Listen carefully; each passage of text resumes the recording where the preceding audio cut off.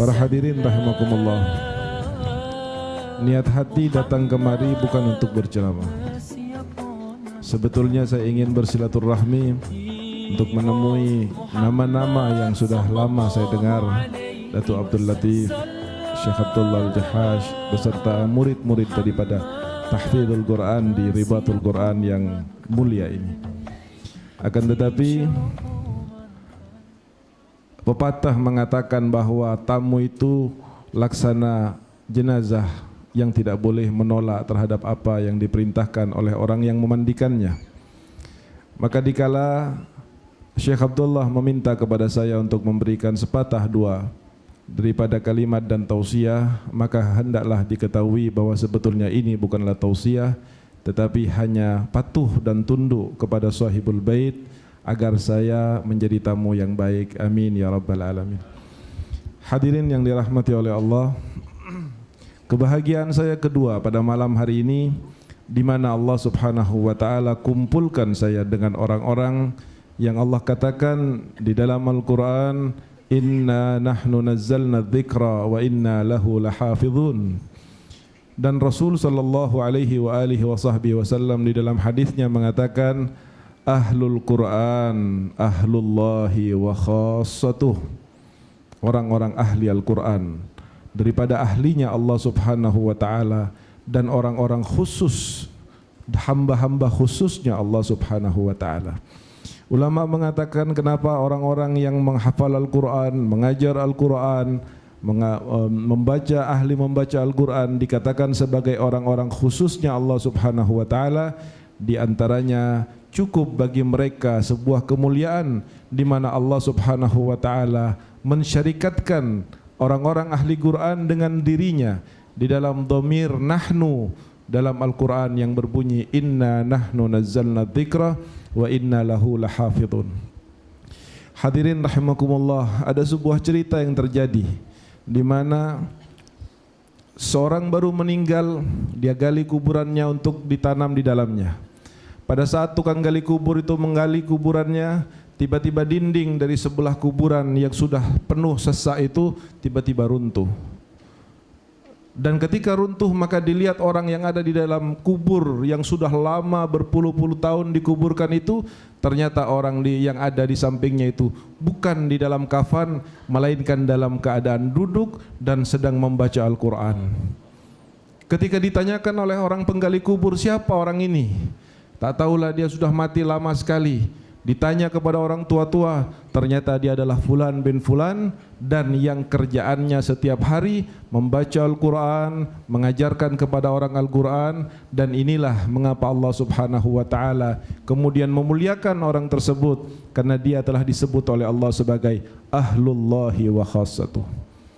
Hadirin yang dirahmati oleh Allah, ketika seorang umat, seorang hamba diikat oleh Allah Subhanahu wa taala dengan Al-Qur'an, maka dia akan mendapatkan kemuliaan di mana Allah mengikat nabinya Muhammad sallallahu alaihi wasallam dalam nubuwah dan risalah pertama kali dengan Al-Qur'anul Karim. Betapa Nabi Muhammad sallallahu alaihi wasallam bingung melihat bagaimana kerosakan yang terjadi di kota Makkah, bagaimana tauhid sudah tidak lagi dipahami dengan benar, kemusyrikan ada di mana-mana. Maka Nabi tak tahan untuk tinggal di Makkah, sehingga beliau lebih senang berada di Gua Hira, menyendiri, merenung, berfikir kira-kira macam mana memperbaiki umat yang sudah rosak akhlak dan akidahnya ini. Demikianlah Allah katakan di dalam Al-Quran, wa wajadaka dhallan fahada. Aku mendapati engkau wahai Nabi Muhammad dalam keadaan bingung, bagaimana cara memperbaiki umat, bagaimana cara memberikan penerangan tauhid dan iman yang benar kepada umat. Fahada. Lalu Allah memberikan petunjuk kepada Nabi Muhammad. Dengan apa petunjuknya Allah kepada Nabi? Petunjuk Allah kepada Nabi Muhammad sallallahu alaihi wasallam dengan Al-Qur'an. Al-Qur'an adalah hal yang paling mulia yang pernah diturunkan oleh Allah dari langit. Allah Subhanahu wa taala telah menulis Al-Qur'an 30 juz dengan bahasa Arab di dalam Lauhil Mahfuz. Kemudian Allah Subhanahu wa taala menurunkan 30 juz itu ke langit yang pertama yang dinamakan dengan Baitul Izzah.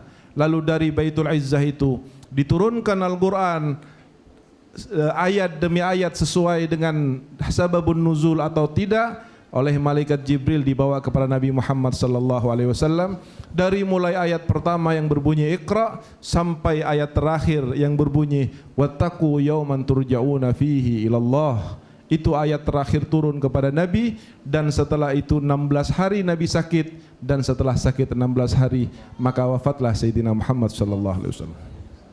Hadirin yang dirahmati Allah, kita kembali melihat bahwa yang diturunkan oleh Allah kepada Nabi Muhammad, ajaran-ajaran syariat Islam daripada agama yang mulia ini, bukanlah salat yang memang penting kita ketahui, ataukah puasa, ataukah haji, ataukah zakat, ataukah jihad, ataukah sedekah dan sebagainya.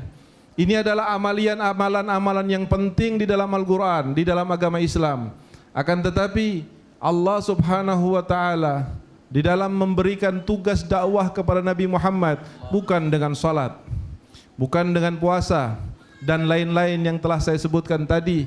Karena semua yang namanya salat, puasa, zakat, haji, ibadah dan sebagainya menjadi tidak akan berarti di hadapan Allah jika tidak dengan satu ayat yang justru pertama-tama diturunkan oleh Allah kepada Sayyidina Muhammad, dan ayat itu berbunyi Iqra. Ayat pertama yang Allah turunkan kepada Nabi Muhammad bunyinya Iqra, bukan salli, bukan zakki, bukan berangkatlah haji, tidak. Tapi Allah mengatakan kepada Nabi Muhammad Iqra. Justru salat, para hadirin, disyariatkan wajibnya oleh Allah Subhanahu wa taala kepada Nabi Muhammad sallallahu alaihi wasallam. Innas salata kanat 'alal mu'minina kitaban mauquta wa aqimus salata wa atuz zakah. Ini turunnya kepada Nabi Muhammad 10 tahun setelah Rasulullah diangkat oleh Allah menjadi Nabi. Tahun pertama tidak ada salat, kedua tidak ada salat, tahun kelima tidak ada salat, tahun ketujuh tidak ada salat, tahun ke-10 setelah Sayyidatuna Khadijatul Kubra dan Sayyidina dan Al-Imam Ali, Sayyidina Abu Talib, ammun Nabi sallallahu alaihi wasallam wafat, maka diangkatlah Nabi SAW dalam perjalanan Isra dan Mi'raj, dan ketika turun dari Isra dan Mi'raj maka kemudian Nabi membawa syariat salat. Artinya 10 tahun setelah La ilaha illallah Muhammadan Rasulullah dibaca oleh orang-orang muslimin, baru kemudian Allah memerintahkan kepada kaum muslimin salat. Pertanyaannya, apa yang dilakukan oleh Nabi Muhammad dan para sahabatnya dari tahun pertama sampai tahun ke-10?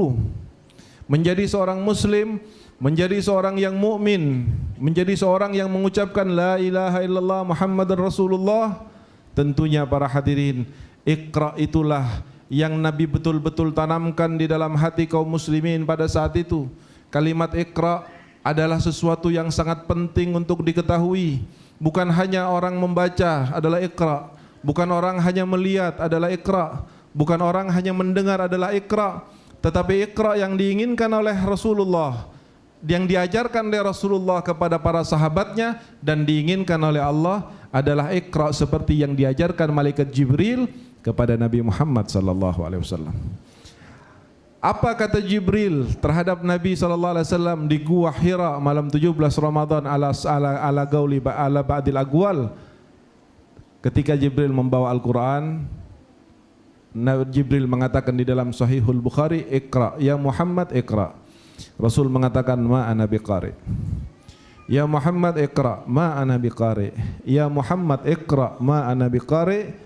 Fadammahu, kemudian dilepas oleh malaikat Jibril. Lalu malaikat Jibril mengatakan Iqra bismi rabbikal ladzi khalaq. Khalaqal insana min 'alaq. Iqra wa rabbukal akramul ladzi 'allama bil qalam. 'Allamal insana ma lam ya'lam. Artinya apa? Artinya bacalah wahai Muhammad, baca kondisi umatmu, baca tentang apa yang harus kau berikan kepada umatmu. Bacalah dengan hatimu. Allah tahu bahwa Nabi Muhammad tak bisa membaca. Malaikat Jibril tahu juga bahwa Nabi Muhammad tak bisa membaca dan tidak bisa menulis.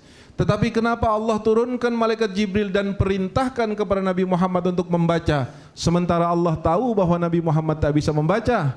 Allah ingin memberikan pelajaran kepada Nabi Muhammad dan umat Nabi Muhammad bahwa membaca dengan huruf, membaca dengan mata, membaca dengan fikiran, jika tidak disertai dengan hati dan iman, maka bacaan kita percuma dan tidak ada faedahnya, walaupun itu Al-Quran yang kita baca. Coba kita tengok bagaimana Nabi SAW mengatakan, Rubba qari'il Quran wal Quran yal'anuh. Betapa banyak orang yang membaca Quran, tetapi Quran justru melaknat orang yang membacanya. Betapa Nabi mengatakan, kam min sa'imin laisa lahu haddun min siyamihi illal ju' wal 'atash. Berapa banyak orang yang berpuasa tidak mendapat kecuali haus dan lapar. Berapa banyak orang yang solat tidak mendapat pahala kecuali bangun dan duduk. Berapa banyak orang yang berhaji mengatakan labbaik Allahumma labbaik, lalu Allah jawab dengan la labbaika wala sa'daik. Bagaimana orang yang berjihad fi sabilillah lalu mati dan sahabat mengatakan alangkah beraninya orang itu, lalu Nabi berkata sesungguhnya dia ahli neraka. Ini adalah iqra yang diinginkan oleh Nabi Muhammad untuk ditanamkan kepada umat. Kalau kita bertanya kepada orang-orang di luar yang mempunyai akhlak yang rosak dengan membuka aurat, tak tahukah dia bahwa aurat wajib ditutup? Tahu. Orang yang mabuk khamar, tak tahukah bahwa khamar haram? Dia tahu. Orang yang mencuri, tak tahukah bahwa hukum mencuri itu haram? Dia tahu. Tetapi kenapa aurat tetap dibuka? Kenapa barang tetap dicuri? Kenapa khamar tetap diminum? Kenapa corruption tetap dilakukan oleh orang-orang? Itu tidak lain karena dia hanya tahu hukumnya dengan membaca bahwa membuka aurat haram, mengambil milik orang lain haram, minum khamar haram. Tetapi pada saat dia membaca itu, dia tak pernah membaca dengan iman yang ada di dalam hatinya. Andai setiap orang mukmin membaca sesuatu dengan hatinya, membaca sesuatu dengan mengikutkan la ilaha illallah Muhammad Rasulullah, maka dia tidak akan pernah berani bermaksiat kepada Allah. Bagaimana dia akan bermaksiat kepada Allah dengan tangannya, sementara tangan ini adalah milik Allah. Tangan ini adalah pinjaman amanah dari Allah. Bagaimana orang akan bermaksiat kepada Allah dengan matanya, sementara dia tahu bahwa mata ini sangat berharga. Tanpa mata kita akan menjadi hina, dan itu adalah pinjaman dari Allah. Lalu kita akankah bermaksiat kepada Allah dengan matanya Allah Subhanahu wa ta'ala? Orang tidak akan berfikir fikiran-fikiran yang kotor seandainya dia mengikra bahwa sebetulnya fikiran saya ini adalah milik Allah, pinjaman dari Allah. Betapa saya jadi orang kaya, jadi orang alim, jadi orang pejabat yang tinggi, itu hanya karena otak saya oleh Allah dijaga dan diselamatkan. Umpama ada beberapa syaraf yang dipotong oleh Allah, yang diputuskan dari syaraf ini, mungkin kita akan telanjang di jalan. Mungkin kita akan bogel jalan-jalan di tengah jalan, orang-orang tertawa melihat kita. Sebagian lain mengatakan kasihan dia, kemarin adalah orang alim, kemarin adalah orang kaya raya, kemarin adalah pejabat tinggi, sekarang dia tertawa sendiri di jalan, tak pakai pakaian yang benar, alias dia menjadi orang yang gila. Allah Subhanahu wa ta'ala menjadikan kita seperti ini mulia insyaallah dengan berkah nikmatnya Allah Subhanahu wa ta'ala. Tidak ada satu orang yang kaya terkecuali karena rahmatnya Allah. Tidak ada seorang yang alim kecuali karena rahmatnya Allah. Tidak ada satu orang yang menjadi pejabat tinggi terkecuali karena nikmat dari Allah Subhanahu wa ta'ala. Fabi ayyi ala'i rabbikuma tukadziban. Lalu dengan nikmat Allah yang apa lagi yang akan kita dustakan? Hadirin rahimakumullah. Alhamdulillah bahwa Quran telah menjadi salah satu imtiaz daripada Ma'had Ribatul Quran ini. Maka mudah-mudahan dengan Quran ini kita akan diangkat derajat tinggi oleh Allah Subhanahu wa ta'ala dan bukan menjadi orang yang dilaknat oleh Allah Subhanahu wa ta'ala. Berhati-hatilah para hadirin, karena Nabi SAW pernah bersabda kepada Sayyidina Imam Ali bin Abi Thalib karramallahu wajha wa radiyallahu an, wallahi la yuflih, kata Rasul, wallahi la yuflih, wallahi la yuflih. 3 kali Nabi SAW bersumpah, wallahi la yuflih man ja'alal Qur'ana wara'a dhahrih. Barang siapa yang menjadikan Quran di belakang punggungnya. Apa maksud di belakang punggung ya Rasulullah? Maksud di belakang punggung, dia tahu bahwa ini hukumnya tak boleh tapi dia kerjakan. Dia tahu bahwa ini hukumnya wajib, dia tinggalkan. Dia tahu bahwa ini harus dikerjakan tapi dia tak kerjakan, harus ditinggalkan tapi dia kerjakan. Itu ibarat orang tersebut meletakkan Quran di belakang punggungnya. Dan Nabi Muhammad bersumpah, andai Nabi Muhammad tak bersumpah pun, maka pasti akan terjadi apa yang disabdakan oleh Rasul. Apalagi Nabi Muhammad sampai bersumpah, dan sumpahnya 3 kali.